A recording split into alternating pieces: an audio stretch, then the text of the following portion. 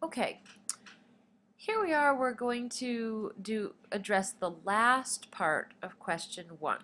Okay, we already did this part where we figured out how much formula we would need to give to meet the energy needs.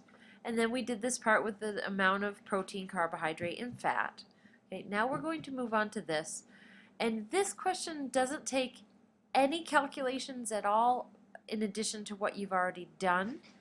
So it's very simple. All you need to do is look something up on the table.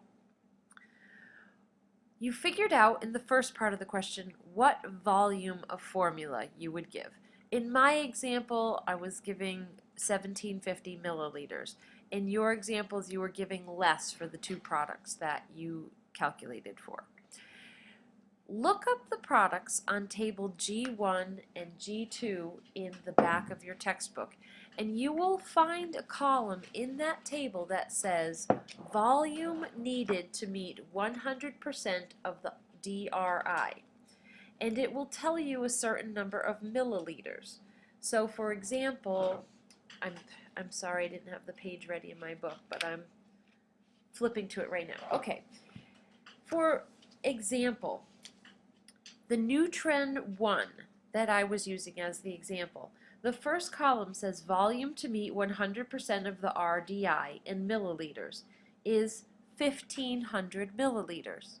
But as I figured out in the first question, I am going to be giving 1750 milliliters. So I am giving more formula than is required to get 100% of the RDI. So I am giving enough formula. The patient is going to be getting enough vitamins, minerals, etc.